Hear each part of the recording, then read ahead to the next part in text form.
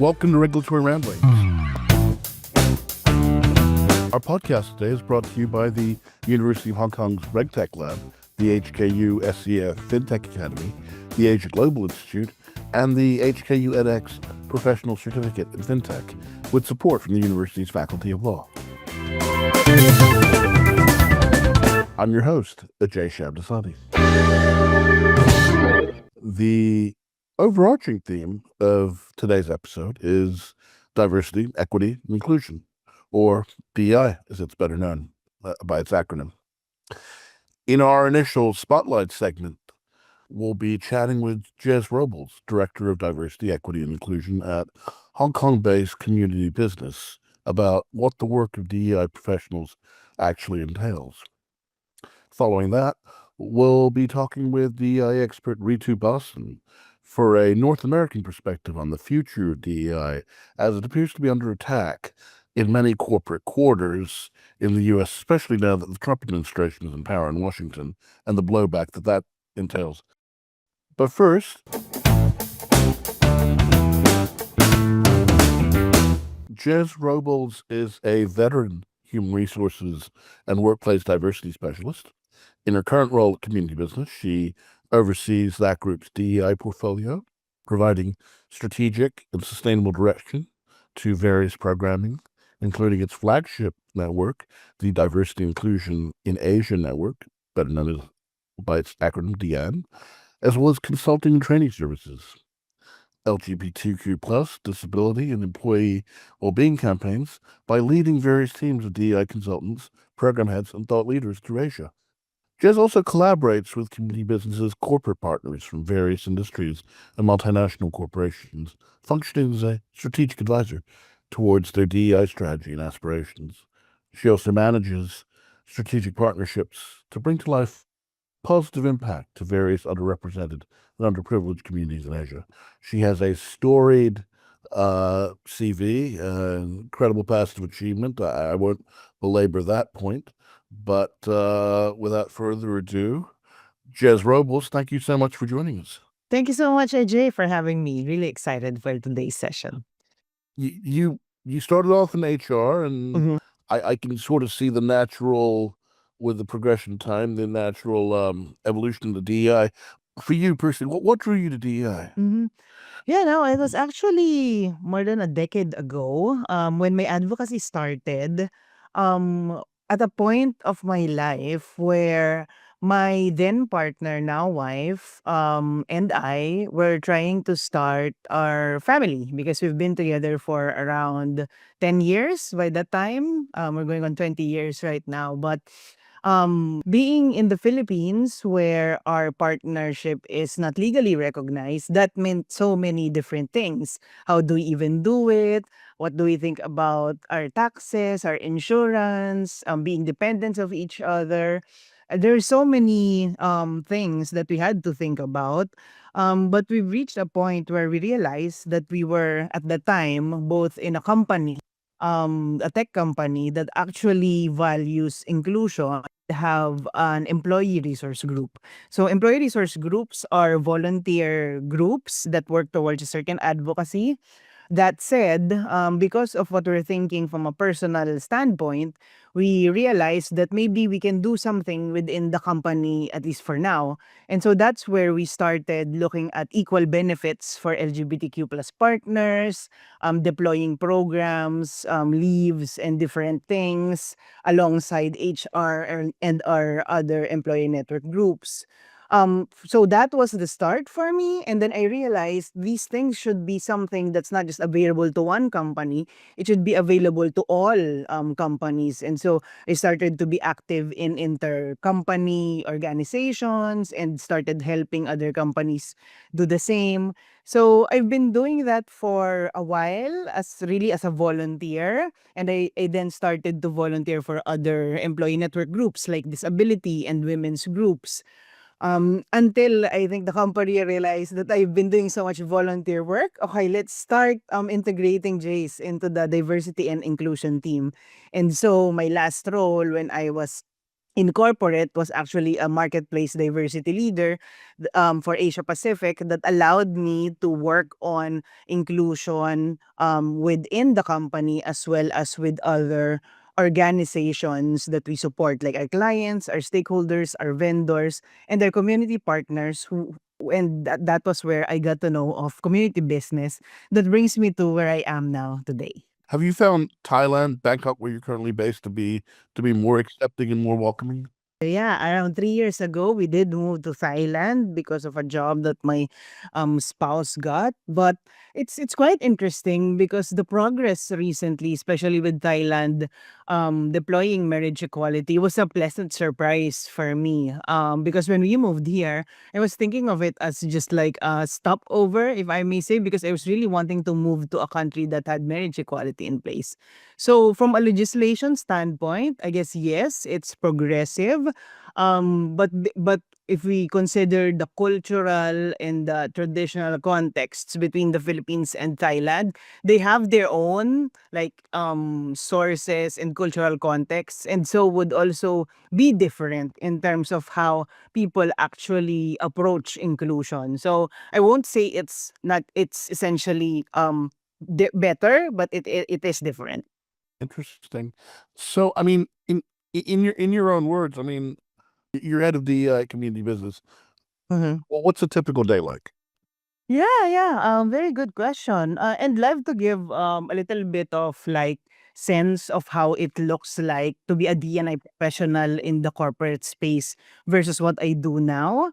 Because it's a little different, but it gives insight into like what it actually entails. In the corporate space, my day looked like a lot like working from our global and regional D&I strategy, finding ways to deploy and create market or country specific programs that aim to achieve similar outcomes, a workplace where everyone is included and belongs. So that would mean working with employee networks, inclusion councils, business leaders, and HR leaders on a day to day perspective in the respective countries to deploy strategies and programs on allyship or creating inclusive leaders, ensuring belonging and well-being among others.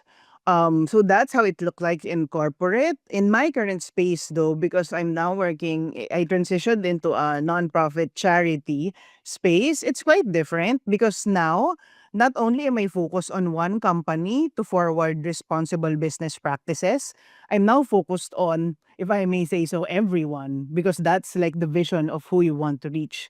So that means co-creating programs for our corporate partners, co-creating enablement and training content, speaking with community partners to find ways on how we can support each other as well as bring in our corporate members in for that impact. So quite interesting being in a bigger space for impact.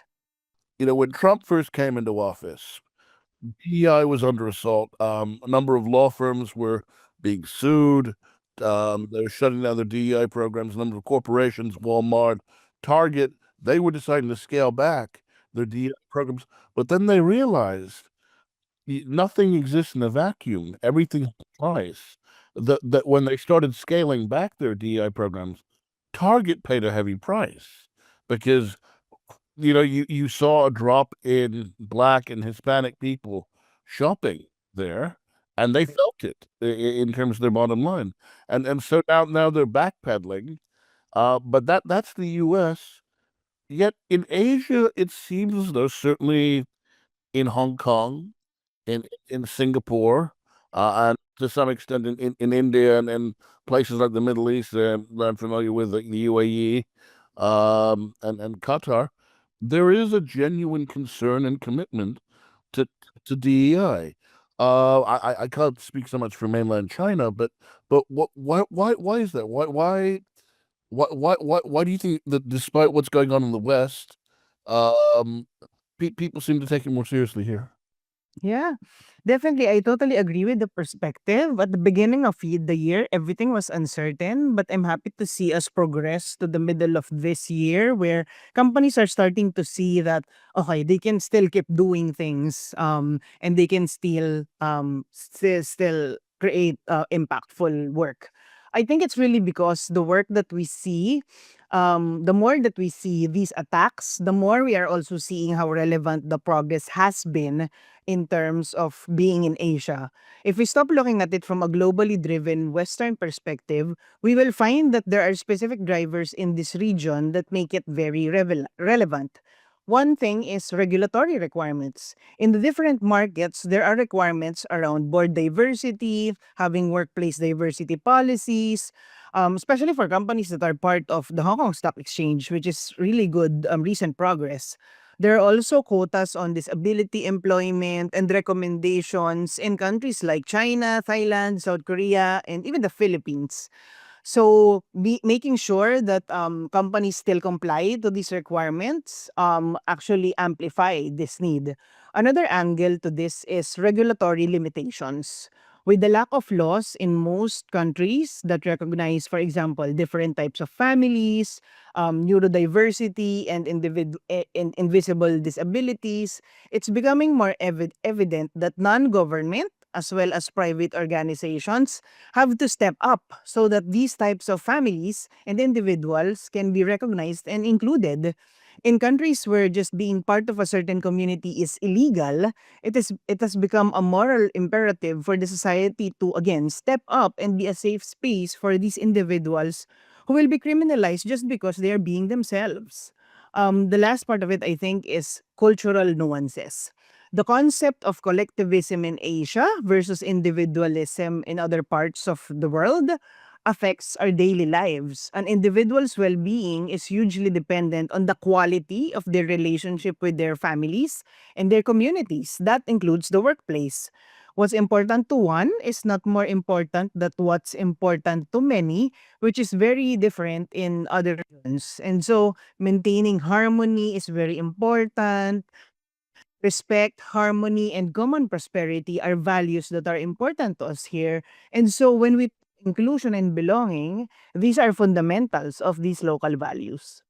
Sounds like what you're saying is that because Asian society in general uh, is more communitarian, more community oriented, more group oriented rather than individual oriented, that tends to lend itself to DEI quite nicely in that we want harmony, we want everyone to be accepted, a place for everyone and everyone in their place. That everyone has a stake in society, everyone has a place in this society, and we don't want anyone to feel left out. So whereas you can see very easily in an individualistic society how people can very easily be left out. Exactly, exactly.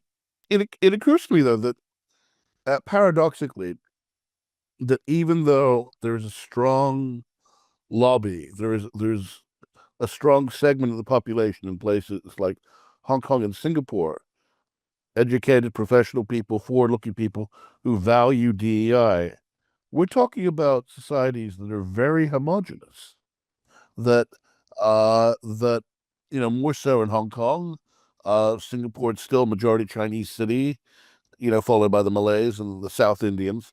But Hong Kong is, these places are so homogenous. One wonders, aside from the educated classes, the professional classes, do people at street level, does the general population really appreciate the benefits of DEI? Or is it just to them a fad? It's a movement of the day. It's a fad. It's something that's here to, just as once upon a time we talked about ESG, a decade earlier we talked about CSR. It's the dish du jour of right now. Um, I would really see and offer a different perspective. Hong Kong is a vibrant melting pot of diversity with migrants, languages, and traditions. Around 10% of Hong Kong's population are ethnic minorities, not to mention an estimate of around 10 to 15% coming from the LGBTQ plus community. But I get what you mean. The majority could be seen as homogeneous. However, within Of this, course, not all Chinese people think the same, and we have to be sensitive to that. And there's also a huge aging population and what we call a sandwich generation, or those who are caregivers for both their children and their parents. And so when we talk about diversity, it is there. And as you mentioned, like people on the streets and the day to day, is it really relevant? I would say it's more relevant than people are aware of, because in our daily interactions, in our communications, what we only want is to be heard and to be respected and to hear everybody else. So because of that diversity, it's now about how do you make sure everyone does feel included, feel like they belong, feel like they can voice out their ideas and their opinions. And in a world that's diverse, we wouldn't want inequality or exclusion, which is the opposite of DE and I here, right? And so active efforts towards addressing the needs of a really diverse population, it's really important. So yeah. So, in the time we've got left, any closing thoughts, any prognostications, predictions on your part about the future of DEI? Anything you'd like to leave our audience with? I guess I leave with some practical things in terms of how do we actually embody inclusion in the way that we live. And sometimes it's like just the simple things. Using inclusive language goes a long way. When we can, for example, avoid using gendered language, that automatically includes more people than it does at the current moment. Another thing is the simple thing of like creating awareness within and towards listening to the stories of people who are different from us, because it doesn't only make us aware, it also helps us understand and have different perspectives that can help with our day-to-day lives. And so I guess in terms of predicting how it will go for at least for the rest of this year, I think it's only going to get better because, like I said, companies, individuals, and even the community space is finally seeing the light and finally seeing all the possibilities that can continue to happen so that we can continue the work, especially here in Asia. Because at the end of the day, it's really a matter of life and impact to individuals who belong to the different diverse communities. Once again, thank you so much, Ajay, for inviting me to this space. It's a lot of food for thought. Jeiz Robles, thank you so much for your time. Thank you. And we'll be right back.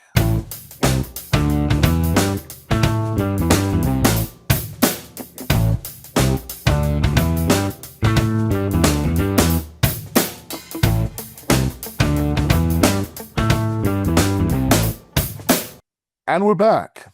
We're continuing our discussion on DEI, diversity, equity, and inclusion, something that was intended to, if not fix some of the injustices of the past, at least ameliorate them, particularly in the realms of employment, education, government, and in institutions writ large, by providing opportunities for individuals and groups that had previously been overlooked. It seemed all the rage, at least until the re-election of Donald J. Trump to the U.S. presidency last November. Over the past year, we've seen some American law firms end their DEI programs after a judicial challenge. And indeed, corporate giants in the US, such as Walmart and Target, have also scaled back similar such programs. So, what does the future hold for DEI? Perhaps our guest, Ritu Bhasin, can shed some light on the matter. Ritu is a globally renowned, award-winning life coach and empowerment speaker, a best-selling author, and a much sought-after expert and consultant on matters pertaining to leadership, talent management, workplace culture, and most importantly, inclusion. In addition to being a contributor to CBC Radio in Canada, she's also the CEO and founder of her own firm, Bhasin Consulting, situated in the Greater Toronto area. Her mission is to help build diverse and inclusive workplaces and to empower professionals to be strategic in leveraging their strengths in their career development. And with that, I will hand over to her. Ritu, thank you so much for joining us. Thank you so much for having me here, Ajay. It's a pleasure to be here. So tell us a little bit about yourself, your background, where you grew up, your professional path leading you to what you now do in the space of DEI. It's a great place to start because it will give great context to some of my insights. And so I am the proud daughter of Indian immigrant parents, uh, parents who moved from India to Canada, which is where I was born along with my siblings now in the early 70s. And we were all born and raised here. And so when I say here, I'm actually joining you today from my home in Toronto. And I have a quintessential story or upbringing as a child of new immigrants to a country that was very different from them and where they looked very different from the people all around them. I watched my parents struggle like many immigrants do at a front row seat to taking in the inequities they experienced. And then I had my own challenges, including going through years of racist bullying as a child.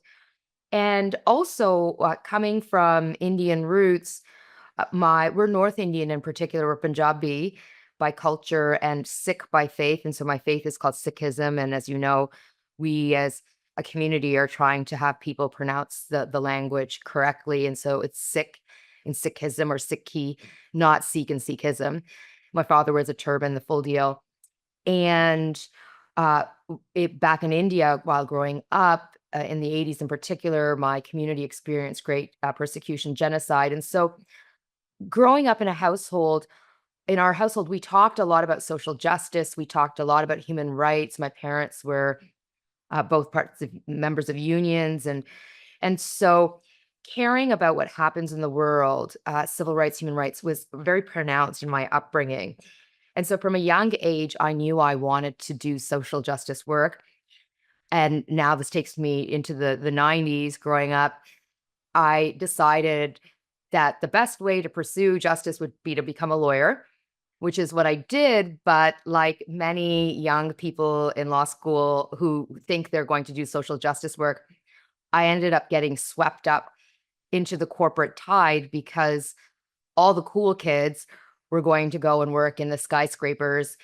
And frankly, as a first year associate, even as a summer associate, a summer student, I would be making more money during my time there than my parents did combined when I was growing up. And so I was very enchanted by big law and big business. And I ended up going to the skyscrapers and worked for a large international law firm. So I started my career first as a lawyer.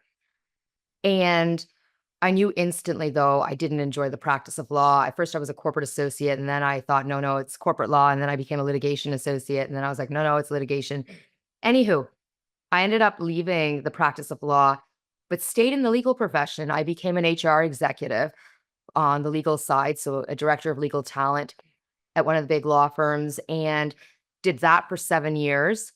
So everything that would be involved in talent management in the legal profession on the lawyer side, like hiring, retention, advancement, performance evaluations, all that. And I completed an executive MBA because I knew I wanted to make a career transition. And now, over 15 years ago, I made the decision to start my own global consulting firm, which is what I've been doing now for a Kudos, decade and kudos. I mean, having run my own firm, I know it's a tough slog, especially in the beginning. Thank you. And it's interesting. And when I was listening to your introductory remarks, I actually had a moment of thinking, like, wow, what a journey it has been. Like, if you had told me 15 years ago when I hung my shingle as a leadership and DEI consulting firm that right now there's less interest in DEI, but Ritu, keep building, keep building. But that 15 years from now, there would be efforts to undo all of the hard work, I would have said, no, come on. But here we are. And so it has been a really fascinating ride. I will say with tremendous gratitude that I feel so blessed to have done the work that I have done. For example, I have worked extensively in Asia, in Southeast Asia in particular. Like I've presented several times in Hong Kong to various audiences. And it's such an honor, a blessing, a privilege to have had this ride, although it has not been easy. It has been quite the journey. So clearly that interest in social justice was born to some degree of the injustices you saw directed at yourself and your parents, and even though the Sikhs have a long history in Canada, going back to the 19th century, they are highly regarded members of the society, and there is a stereotype caricature of them being fine, splendid fellows who grow strawberries, and of course they've moved on to a great many other things in the century plus that they've been Canadian citizens. So was it that social justice angle that drew you to DEI, or was it more of an anticipation of this is a growth field of the future in much the same way that some envisaged CSR was going to take off or ESG was going to take off, and they positioned themselves accordingly ahead of something that they saw was going to be an upcoming trend? That's a great question. I think at the time for me, and it has continued to be the case, is that I deeply hold the value of equity in as a principle, as a pillar, as a way of being. And social justice flows, societal justice flows from the concept of equity, understanding that we don't all start from the same place, that the playing field isn't level. And it's not level because of historical experiences with inequities, inequality, and the current experiences. And in order for us to create a level playing field, we need to do things differently, do extra, do more, which isn't about helping incompetence flourish or favoritism. It's about recognizing that if we don't do things differently, that excellence can fall through the cracks. And so I have always been committed to this concept of equity, even though back then I may not have known that that's what the word was or the term was. And so it's what attracted me to want to study the law, because I knew that the law, or at the time, I held the belief that the law was a powerful tool or a vehicle, a social mechanism that could help yield equity. And that's what attracted me to want to become a lawyer. But then again, I found myself working in the corporate towers, practicing corporate law in various forms.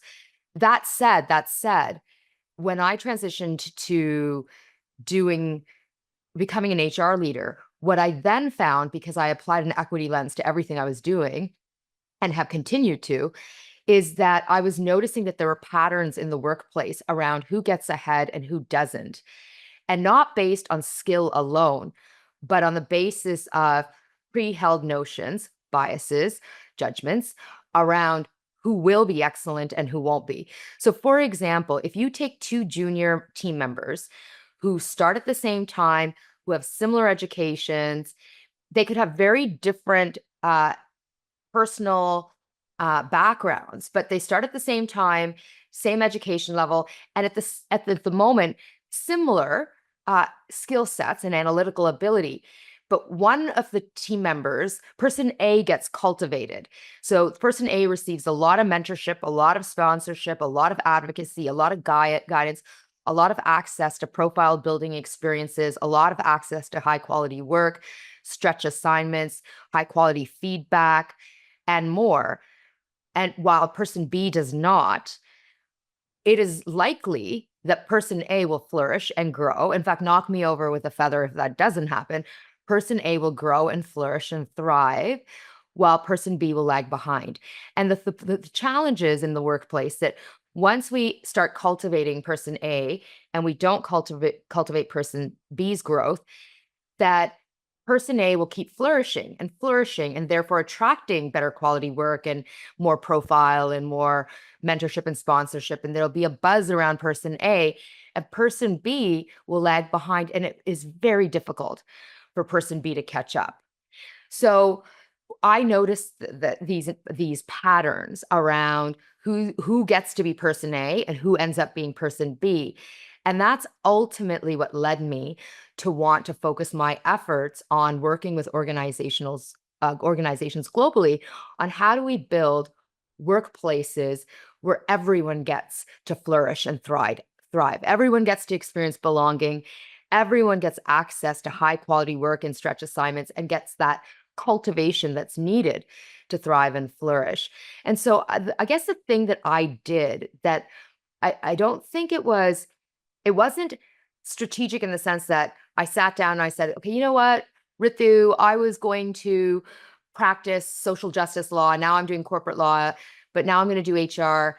And actually what I'm going to do is focus on DEI because I care about social justice. It happened more organically. I followed my interests. I followed my heart.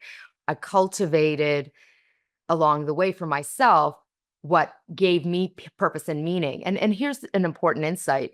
We know from extensive research, leadership research, that when a person feels purpose and meaning in what it is that they do for a living, they're more likely to thrive, they're more likely to produce, they're more likely to innovate, create, experience belonging, give more, all of that. And so I did that organically for myself. And then of course my mind caught up with what I was doing and I was like, oh, this is what I'm doing, but you know what? I love it. And frankly, the world needs it given how diverse and global the workplaces are becoming. So let me just keep growing it. And so again, it's been a really fascinating, wild ride. It's incredible when what you do fills a need in the market, but also can certainly be characterized as a noble act that the world is sorely in need of. Beyond markets, beyond the pecuniary, getting to concepts such as justice, and your point is well taken, in that those that continue to be nurtured and mentored and prepped for success, that it should not surprise us that they tend to succeed. I mean, I remember my investment banking prof, one-time boss, Ken Johnson in Chicago, saying to me at IIT that, um, you know, his experience of getting into, the Northwestern University's Kellogg School of Management was as hard of a school as it was to get into. That once you were in, they did everything in their power to see to it that you succeeded, and that I think that's what you're describing. That those environments where certain individuals, again, they're cultivated for success, they're marked for success. Those around them did everything in their power to see to it that they succeeded.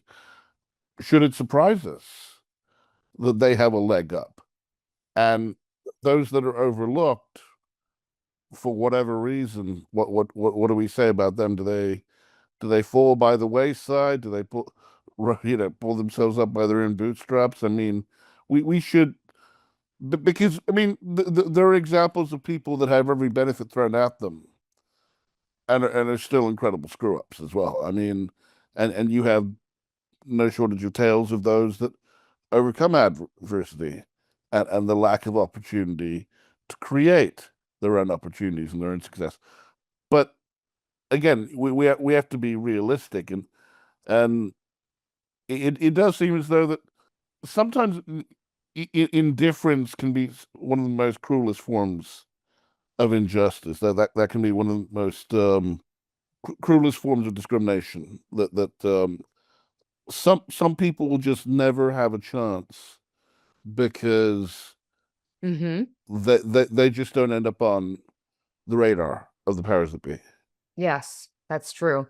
And this is the experience that I wish to interrupt through my work and my advocacy. The interrupting indifference, interrupting inequities, interrupting the biases and judgments that prevent us from accessing the lives we want to live. And this is why diversity, equity, inclusion work is so important. But the opponents of DEI would say diversity doesn't really matter. Just get the best person for the role. Ultimately, what does it serve society other than the feel-good factor? That is the cynical, snarky response, and it has taken hold in the corporate sector, in the business world. But again, these things don't happen in a vacuum. And I think as even Target found out, there was a huge backlash between amongst African Americans and Hispanics when they stopped shopping at Target, and it affected their bottom line. And they ended up having to backpedal, hire Jesse Jackson to, to do image management work. But by then it was too late because it was clear they were being disingenuous.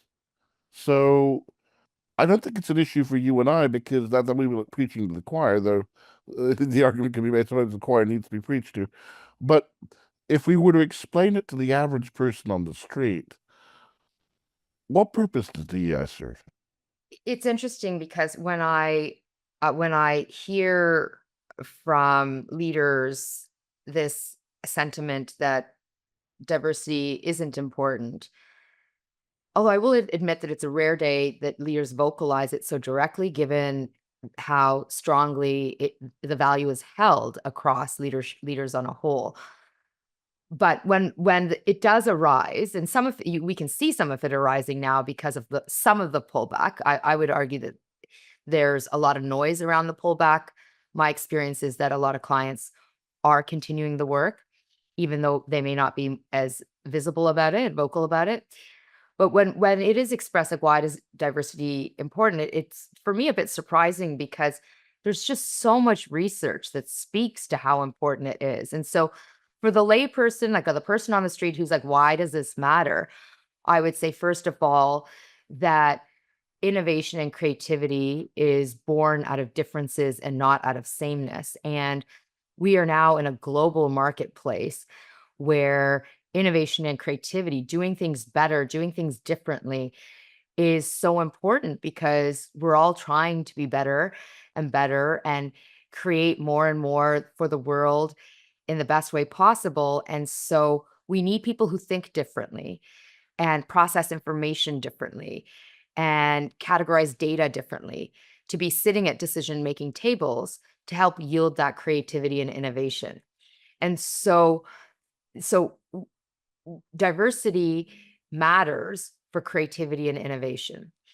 It matters from a profitability perspective for leaders who care deeply about the bottom line. It matters from a profitability perspective for several reasons. First of all, the work pipeline is becoming the talent pipeline is becoming more diverse now than ever before. We have more people there's more cultural, ethnocultural, racial diversity across global workplaces than we've ever seen, in addition to religious diversity, in addition to gender diversity. And gender, by the way, as we know across the world, isn't even viewed as, in a lot of regions in the world, isn't viewed as binary anymore. Sexual orientation, mental health, neurodiversity, like I could go on and on and on.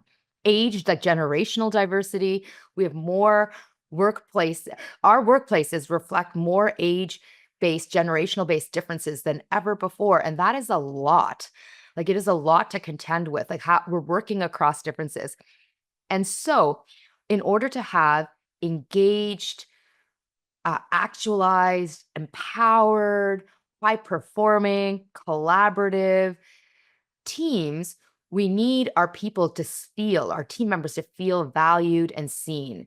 They need to feel like they can be who they are. They can be authentic. They can experience belonging. And, I talk a lot about this in both my books that I've written. The first one is called The Authenticity Principle. The second one that came out more recently is called We've Got This, Unlocking the Beauty of Belonging. That it is only when we experience the freedom to be who we are, to experience belonging, that we actually feel like we can give our best to interactions, to team experiences, to our workplace, to our leaders. And so in order to unlock contributions and get the most from our team members, we want people to feel seen and valued. And belonging authenticity ties directly back to Do you feel included? Do you feel like you can be your whole cultural, intersectional self at work? So that's really important. But let's talk about it from the perspective of like clients or customer and market share. I think a lot about the experience I've clocked with Canadian banks, which I think are no different than other banks around the world. I remember 15, 20 years ago, the banks rarely in Canada talked about inclusion principles. Their marketing advertisements were often two white people, like elderly couple on a yacht in like a crystal blue waters, yachting around, planning their retirement. It's a And homogenous society. I mean, obviously, you're not going to expect Toronto Dominion to change that quickly. well, that was 15, 20 years ago. Now, we, like many nations around the world, have a declining birth rate and are hungry for talent. We have a labor shortage here. We're desperate for labor. And I'm saying this now, let alone what's to come in the years in the future. And so we have dramatically relied on immigration over the last several years to help us fill our labor needs. And wouldn't you know it, the banks, every single Canadian bank, I can walk down the street or when I'm taking public transportation or even at the airport, there are signs saying, "You're new to Canada, we're the bank for you," because they're realizing that their existing customer client base is now actually transitioning in terms of life, like actually dying, passing away, passing along their wealth, which includes passing along wealth to women. But also, if you want to maintain your market share, you're going to have to convert non-customers into customers or attract a new customer base. Who is that new customer base? New immigrants to Canada. And they're heavily competing to attract customers from a growing diverse base of people. And so the way we do business, what we sell to people around the world, how we market our business efforts, all of that ties back to an inclusion lens. And by the way, I've only given you 3 reasons here. I could go on and on about why this matters. And frankly, businesses that understand this are thriving and flourishing. Businesses that do not are being left behind. And so I feel like it's leaders who get it, they get it, is what I'll say. Not only just enriching to a business's bottom line, but I mean, I was recently offered a job, but I mean, it was pretty well recompensed. It was an editorial role at a Chinese bank. And this Chinese bank was a real Chinese bank. And it was pretty homogenous. And, I reflecting on my own life, and I found that those roles that I the best suited me, where I learned the most, where I enjoyed my environment, the people I worked with, were indeed the most diverse environments. Yeah. There was an enrichment factor to those roles and those workplaces that transcended the pecuniary. It went beyond just the mere recompense, which is important. But I flat out said no, and indeed, I found out the person that this role had been on the market multiple times Mhm. over the course of the past 18 months. And I spoke to, I spoke to the person who would have been my predecessor, and he was a white guy, and he was leaving for precisely that reason. He did not want to be the only, not to say they treated him badly, but he did not want to be the only white guy in a on a floor that was almost entirely Chinese. Mhm. Mhm. Well, it's a good example of belonging matters. We think that belonging is only important sometimes for women or people of color or people from the LGBTQ plus communities. But every single human on this planet craves belonging because of the way in which we're wired as human beings. We register social rejection in our bodies as physical pain. And so we are wired to crave acceptance, love, affirmation from others. Every single person wants to feel belonging. And I think that's such an important lens to see the world through, that all of us are struggling to belong, or desiring to belong at a minimum. But for some of us, it's harder to have that experience because of systems of power and privilege. Oh, totally. I mean, I think back to your point about belonging. I mean, I do think it goes to a sense of roots, and again, a place to call your own, where you're comfortable, where you're safe, where you can be yourself, where you can exist, where you can individuate. Thomas Friedman even pointed out in his book Lectures on the Olive Tree that those olive trees, they represent roots, they represent um, you know ties to a particular society, and that's something we do want. We do want people, as many people as possible, to feel as though they have a stake in society. And the guest we had on earlier, I mean, we were talking about the backlash against DEI in the West with the U.S. But in Asia, people are far more sanguine about DEI, and I asked why, and she said, "Well, you got to look at it. I mean, this is a cliche, it's a generalization, but it still holds good to a great extent. That with Asian societies, it's a more communitarian uh, perspective. It's a more community-oriented culture. So you don't want anyone to be left out, typically. Uh, yeah, there are people that get treated like outsiders, but you typically, generally speaking, you want everyone to feel at home. You want everyone to feel accepted. And if that's your underlying cultural ethos, you can see how it would lend more towards supporting DEI than say, a rugged dog eat dog individualistic culture. And that is the perspective I find many of the opponents of DEI are coming at it from. And which leads me to my next question is, why do you see such a backlash against DEI in particularly in the U.S.? And is the generational divide? Do younger people tend to be more for it, older ones less so? What are your thoughts?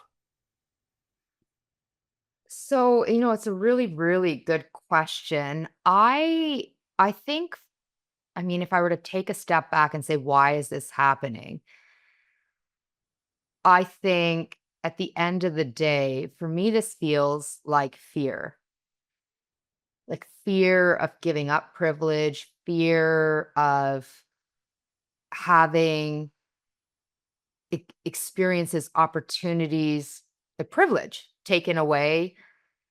It feels like scarcity to me. So for some of you joining us, listening in, you'll be familiar with this concept of a scarcity mindset versus an abundance mindset. So with a scarcity mindset, we worry or fear that what we have is going The zero-sum game paradigm. Can you tell me what you mean by that? Because I want to make sure that we're in alignment. Well, essentially, it fits nicely with the scarcity or the poverty mindset, and that the view is the pie can't get any bigger. There's a limited amount of resources and opportunities, and me and mine are going to get ours before everyone else does. And it's a dog eat dog competition, a Hobbesian state of Yeah. war against Yes. all, Yes. rather than a collaborative process where we all benefit. I'm sure you've heard of the Yes. I'm a description familiar. of Yes. heaven and hell versus of two banquets rooms with both the same people with long forks uh, that can reach the food, but the forks are so long that they can't feed themselves. But in the other room, it's collaborative and people are feeding each other, thereby Right. raising overall prosperity. Right. Exactly. So this idea that scarcity, abundance mindset, viewing the world through the lens of there's limited resources. I got to protect for me and mine, and a lot of fear around that, versus an abundance mindset, which is about there's more than enough in this world for all of us. And in fact, when you are enriched, I'm enriched too, because you're enriched, and understanding that we're all interconnected. And I think that what we're seeing as it relates to the attacks on DEI, for me, tie back to the scarcity mindset. It's fear of giving up generations, centuries of historic privilege and current day privilege. And I understand why that happens. I understand why this scarcity fear experience is happening if you come from that mindset. And a lot of this, by the way, is tied to capitalism. Like I think that increasingly here in Canada, the US, since we consume a lot of American media, and I also do extensive work in the US, we're hearing more and more criticisms around the adverse effects of capitalism. Like, yes, there are a lot of great things that are born out of capitalism, but this moment, this example of what we're seeing around the world shows you some of the harmful ways in which capitalism hurts us. It takes an incredibly enlightened person to wholeheartedly accept that Buddhist perspective of we're all connected. Everything in the universe is connected to everything else and everyone. And, very hard for people to have that kind of an open mind and an open heart when they're feeling imperiled and put upon themselves, which causes me to ask. I mean, But can I say something, Ajay? sure. I try, and I'm not saying I'm perfect. Everyone, I'm not perfect. I'm a flawed human being. I'm fallible like everyone else. I struggle. I'm constantly overwhelmed. I don't know if I'm coming or going. I have all kinds of strife. Let me just say that to begin with. I try my best to live with the spirit of abundance, and I'm doing my best to heal what I call my scarcity wound, which makes me feel like it's never enough. I need to do more. I need to do more, whether that's acquiring more or earning more or getting more award-winning books and getting more clients or whatever. I am trying to heal that wound. And I would say to you this, the fear is the hard part. The overcoming the fear is the hard part. Because when we take a look at fear through a psychological lens, literally a neuroscience lens, fear is literally our body saying, I'm going to die. So for a lot of us, that fear of, I need to have more, I need to have more, I need to have more, even though someone is a billionaire, I need to have more, which makes no sense from like a logical perspective. But if one's body feels like if they're going to die, if they don't acquire more, that's what the motivation is. And so the hard part is doing the work around the fear, but the actual practice of showing up and living with an abundance mindset, or recognizing that every single thing that I do impacts every single other person on this planet, is actually not a hard way to live. And in fact, once we choose this mindset and we hunker down in this mindset and we apply this mindset in how we're living, we start to see that life is really beautiful and that people respond really well to this spirit. And because of that, we have beautiful experiences all the time with random people on the street, at the supermarket, at the airport. Like, I travel a lot for work because I'm always speaking, in our homes. And what we start to see is that it feels really good to live with this mindset. And that fear that we have around it's not enough and I don't have enough, we start to heal that wound. And so I think the biggest part, though, the hardest part, is starting to work on the fear and starting to transition into living with this mindset. I think incredible things are possible when one truly internalizes the abundance mindset and because with that, the pie can get bigger. Obviously, you got to put in the work, as Chris Hedges likes to say. A dream is something you strive towards. A delusion is something you live in. And so yeah, I mean, I think the pie can most certainly get bigger in terms of opportunity. But I guess I'm wondering, what's the solution? Is it just as simple as passing laws and regulations mandating inclusion and diversity, or does it require something more? Because cultures tend to be tougher to change sometimes. Well, I think a lot of education here is needed, a lot of awareness building. Let me go micro here. Let me be like really specific. One of the things that I find moves the dial the most within organizations is when leaders learn about the lived experiences in the trenches of the workplace. So what do I mean by this? I often find that C-suite leaders or the management committee or partner board or whatever, they have a disconnect on what is actually happening, how people are feeling at their desks while they're working away. And in fact, I call it information asymmetry. Like the information does not get to the leaders because of fear. Other leaders or team members are afraid to tell the leaders the truth around how hard it is, the challenges and the struggles they're having. And so leaders have an inflated sense of how good things are in the work trenches. And so one of the most powerful things I find that helps to move the needle within organizations as it relates to any leadership experience, whether that be psychological safety, whether that be greater transparency, whether that's improving how we give feedback, whether that's about how decision making is taking place, whether that's how are we integrating AI, like whatever it is.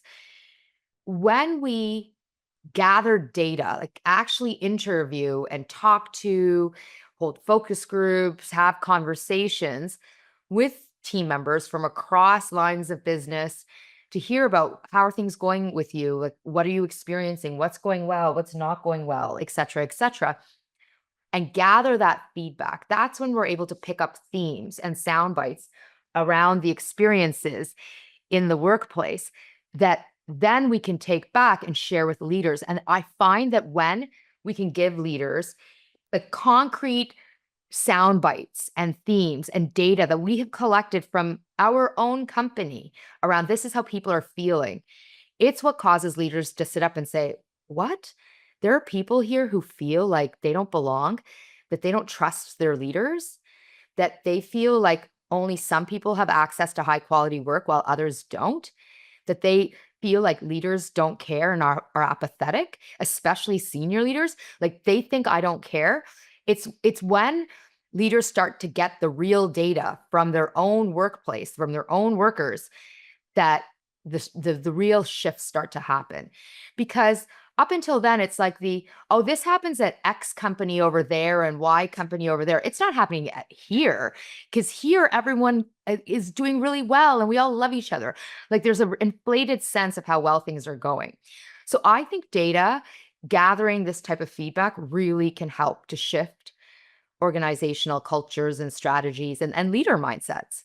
So if we were to look at the long-term viability of DEI, if we were having this conversation 5, 10, 15 years, 20 years from now, would we be having a different discussion because it's a different world?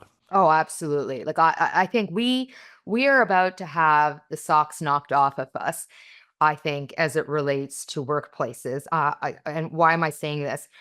I feel like the differences between generational mindsets, it's so pronounced that, in my view, it will force massive cultural shifts. I think that we are seeing like AI alone.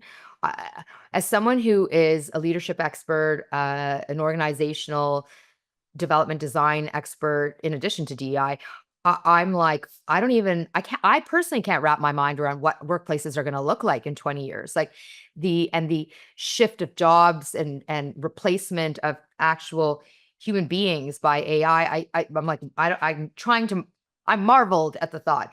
So I think that there's all kinds of shifts coming our way that will force us to have to rework how it is that we are managing workplaces, and that includes inclusion concepts. As we wrap up, do you have any closing thoughts you'd like to leave the audience or our students with, in terms of the brave new world that they're going to face, and how DI is going to be an important part of that? As someone who deeply struggled, like when I first became a lawyer at the age of 25, I was young. I was in my mid-20s. As a woman of color, navigating these corporate towers where everything was so fancy, and I did not grow up with a fancy background and all that. I felt the pressure to change who I am, to get ahead, and I felt like I should push down my differences, and while it helped me to open some doors for success, I personally became lost, and I lost who I was. And then came the hard work, the decade-long hard work of like coming back to myself. And as I now hit the 50 mark in my own life, I'm like, the greatest gift I gave myself was the gift of belonging, of authenticity and belonging. And it is really hard to change systems of power, privilege. We're doing the best we can, so many of us. But the number one thing you can do for yourself as you navigate your workplace, society, your families, life on a whole, is to belong to yourself. The more I do my work to belong to myself, it matters less and less about what happens around me, because what's happening in me is giving me peace of mind and stillness and power and strength. And that is what keeps me grounded and anchored. And so I would say, do your work to belong to yourself. And if you're like, what is she even talking about? You can just Google my name, Ritu Bhasin, online. And I have lots online. I'm on Instagram, TikTok, LinkedIn. I have 2 websites, a YouTube channel. There's so much online to learn more about what I mean on that front. But give yourself that gift of belonging. It will literally change your life. Thank you so much for your time. Thank you, Ajay. To our listeners, thank you. Until next time.